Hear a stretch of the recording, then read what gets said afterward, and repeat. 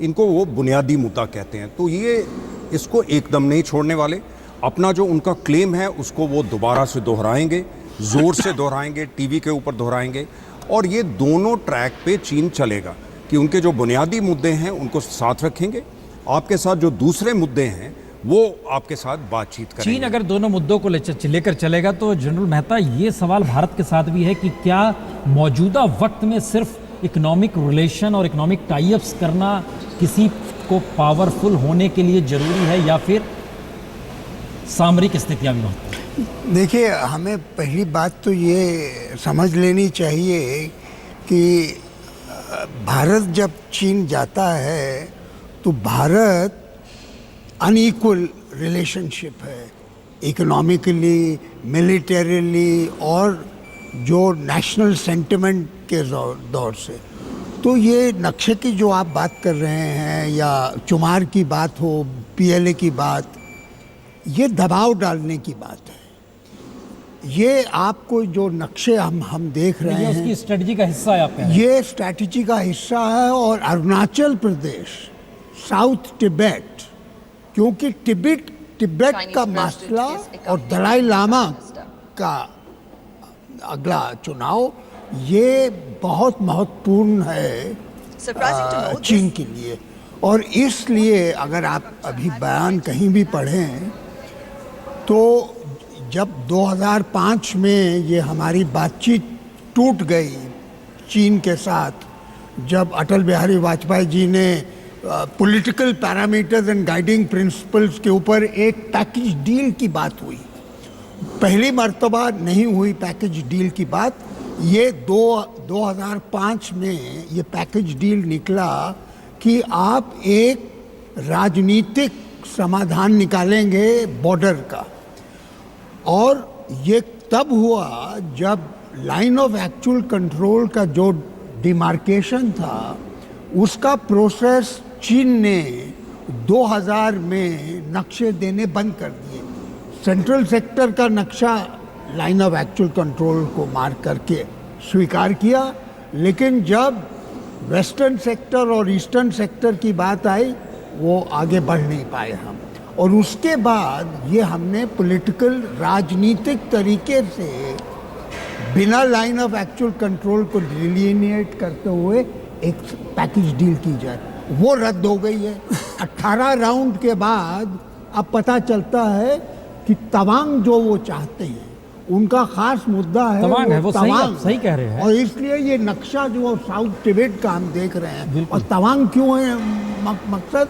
क्योंकि 6th दलाई लामा तवांग से आते हैं और तवांग में वो कंट्रोल करने के बाद मेहता साहब, हमें लग रहा है कि देखिए भारत की सरकार भी इस पे बाखूबी काम कर रही है। मनमोहन सिंह भी काम कर रहे थे, प्राइम मिनिस्टर मोदी भी इन चीज़ों को समझ कर गए होंगे। सामने ये है कि आप चाइना गए हैं तो आपके एजेंडा क्या है और वो एजेंडा क्या भारतीय मानसिकता से मैच करते हैं, जहां पर निगाहों में अभी भी चीन को लेकर संदेह है और हमको इस सवाल खड़ा करना पड़ता है दोस्ती मानी जाए या ना मानी जाए? नहीं। तो इस पर्सपेक्टिव में प्राइम मिनिस्टर मोदी की यात्रा का मतलब क्या है? इसका मतलब ये है कि क्यों इस समय हमारे पास आर्थिक शक्ति नहीं है और हमारे पास सैन्य शक्ति नहीं है, हम बॉर्डर के मुद्दे के बारे में बात नहीं कर हम एक मिनट तायल साहब, हम इस चीज को आगे ले जा रहे हैं। एक चीज बता दूं कि जब रिचर्ड निक्सन, प्रेसिडेंट निक्सन माओ को मिले तो उनका उस टाइम बुनियादी मुश्किल थी ताइवान। तो ताइवान की जब बात आई, माओ ने ये नहीं कहा कि हम इसको प्रेस नहीं करेंगे, उन्होंने कहा इसको अभी हम अगली पीढ़ी के लिए छोड़ दें, हम बाकी रिश्ता। तो चीन छोड़ता नहीं है कोई चीज़, ये नहीं कहता मैं कॉम्प्रोमाइज़ करूंगा, लेकिन उसको कहा अभी जब वो देखती हैं दूसरे इंटरेस्ट ज़्यादा इंपॉर्टेंट है उसको स्पेयर करके एक साइड रखेंगे। हम यही केसेस कभी आगे ले आएंगे, कभी साइड। बिल्कुल हम यही कह रहे हैं। क्या मौजूदा वक्त में ये माना गया तायल साहब, क्योंकि बीजेपी और चूंकि राकेश जी भी बैठे, हम इस पे आएंगे, आरएसएस की भी सोच 1962 के बाद से बहुत अलग पर्सपेक्टिव में रही है जो कांग्रेस से हट कर रही है और वो चाइना को लेके जो विरोध करते हैं। मोदी वहाँ उस विचारधारा से निकले हैं और अब वो जब चाइना गए हैं तो ऐसा नहीं है कि चाइना ने उनको रीड नहीं किया होगा, उनकी भी स्कैनिंग हो चुकी होगी चाइना में।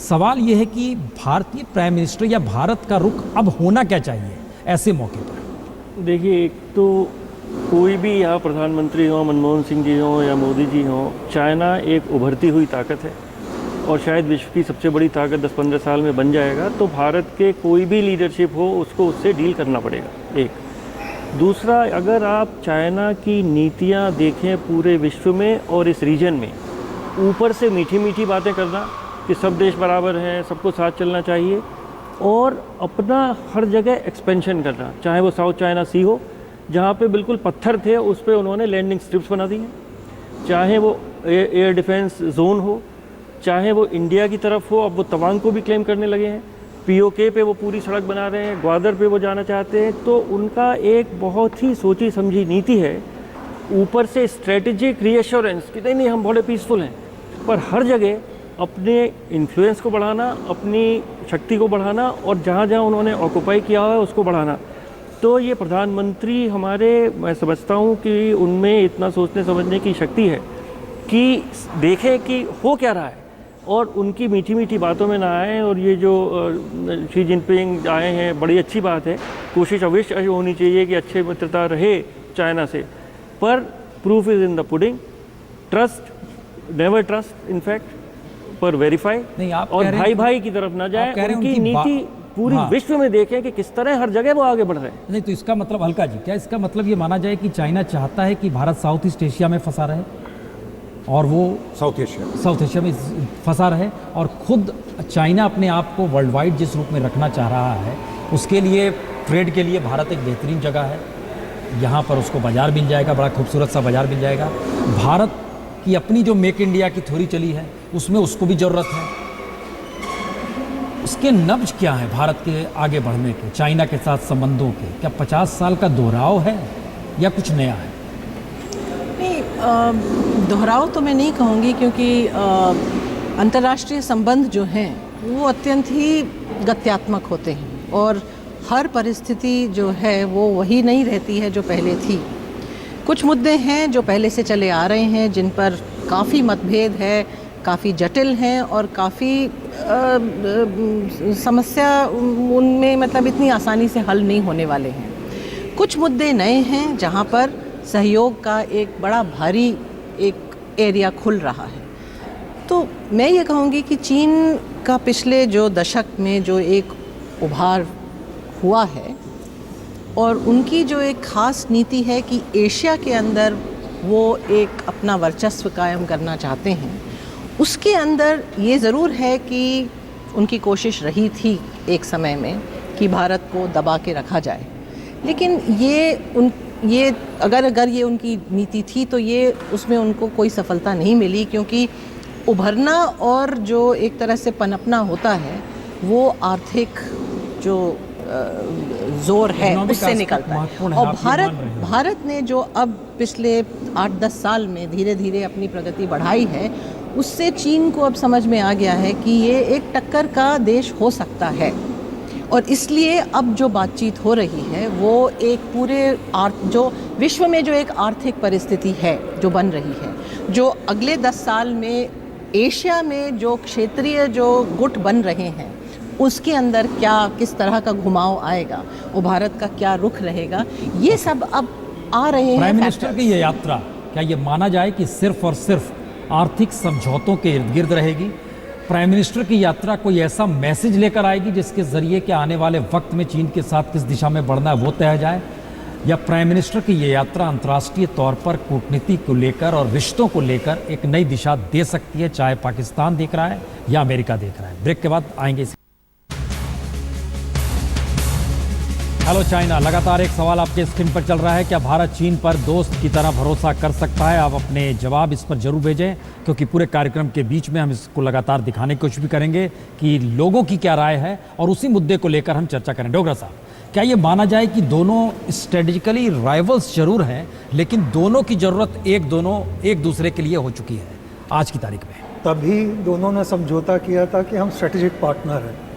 किस लिए एक दूसरे के स्ट्रेटेजिक पार्टनर बने वो अभी तक समझ नहीं आया, क्योंकि हर चीज़ में स्ट्रेटेजिक डिफरेंस है, चाहे इकोनॉमी हो या मिलिट्री हो।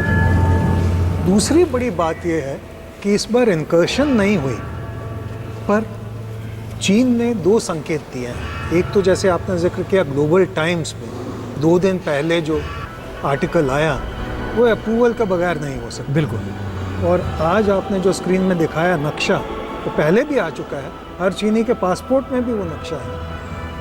पर सवाल ये खड़ा होता है कि क्या हम चुप रहें, क्या चुप रह के हमारी इसमें कुछ कूटनीति सफल होगी, या हमको भी अपना व्यू पॉइंट रजिस्टर करना चाहिए हर बार जब ऐसी बात हो। तो अगर हम चुप रहें तो दुनिया में जैसे POK के बारे में पाकिस्तान की बात मानी जाती है कि इंडिया चुप रहता है तो शायद पाकिस्तान जो कह रहा है वही ठीक होगा, इसी तरह चीन का भी जो रुख है वो दुनिया में एक्सेप्ट होता रहेगा अगर हम चुप रहे। नहीं, आप एक चीज़ कह रहे हैं कि चुप रहें, हम दूसरी चीज़ देख रहे हैं, या दूसरी, अब चूंकि हमारे साथ पॉलिटिकल लीडर्स भी हैं, क्या शिफ्ट ऑफ पावर भारत के भीतर, जो change of power, shift of power तो ना कहें, जो चेंज हुआ पावर का, इसमें आप देख रहे हैं कि चुप रहें या उससे आगे निकले, इस दिशा में आ गए हैं हम लोग कि नहीं?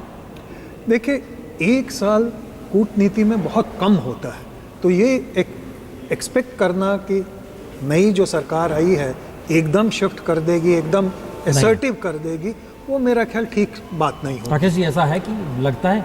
देखिए, मुझे क्या लग रहा है कि भारत की सरकार या मोदी सरकार ये जानती है कि चाइना क्या है। अभी एक की स्थिति यह है कि जब तक हम अपनी स्थिति को मजबूत ना कर लें तब तक चाइना को इंगेज रखना, स्थिति को और बदतर नहीं बनने देने के लिए एक डिप्लोमेसी प्ले करना। एक देखिए, अभी एक मैं उदाहरण दे रहा हूँ, भारत सरकार ने पिछले कुछ समय से, उसमें यूपीए की भी सरकार आती है, 159 dumping anti dumping laws initiate किया है। अभी स्टील मिनिस्ट्री ने डंपिंग को, चाइनीज़ माल के स्टील माल को रोकने के लिए एक कस्टम ड्यूटी बढ़ाने की बात की है। चाइना को मालूम है कि जो नई सरकार है वह पुरानी सरकार की गलतियों को, जो पुरानी सरकार ने गलतियां की, हर मामले में चाइना की गलती नहीं है। यदि आप शिथिल रहेंगे तो चाइना की नीति मालूम है, वो डंपिंग करेगा। आज भारत सरकार उस डंपिंग को रोक रही है। देखिए, टॉय इंडस्ट्री 8,000 करोड़ का है, उसमें सिर्फ 20% भारत के कंपनीज का है। हमारी इसमें सहमति नहीं। आप जिस बात का जिक्र कर रहे हैं, क्योंकि RSS के लोग हों या बीजेपी के लोग हों, वह अपने भाषणों में भी जिक्र करते हैं, हमारे यहाँ देवी देवता तक तो चाइना से चलकर आ जाते हैं, लेकिन इसके लिए आपके पास कोई ब्लूप्रिंट नहीं है, आपने नहीं बनाया, दिल्ली जैसी जगह में नहीं बनाया है, इस स्थिति में है। एक कमेंट यहाँ पर हम आपसे जरूर चाहेंगे, पॉलिटिकल चेंज का मतलब फॉरेन पॉलिसी का चेंज मत नहीं होता है। देखिए, मैं तो कई बार कह चुका हूँ, नहीं होता है, मैंने आपसे कहा था नहीं होता है कि इतनी आसानी से, जो अभी डोगरा साहब आसानी से मतलब चाइना को लेकर भी नहीं हो सकता है, किसी हालत में नहीं हो सकता। वजह उसकी ये है कि जो अभी हमारे जितने भी पैनलिस्ट हैं, उन्होंने चाइना के बारे में जो कुछ कहा है वो मैं समझता हूँ कि 90% मैं उससे एग्री करता हूँ, उसको दोहराना नहीं चाहता हूँ।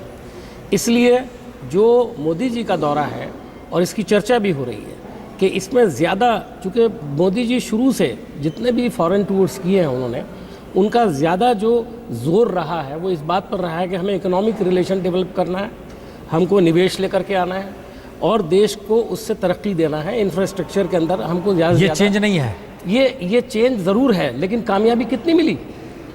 हम 1 मिनट आ रहे हैं, इसमें हम ब्रेक के बाद लौट रहे हैं, छोटे से ब्रेक के बाद।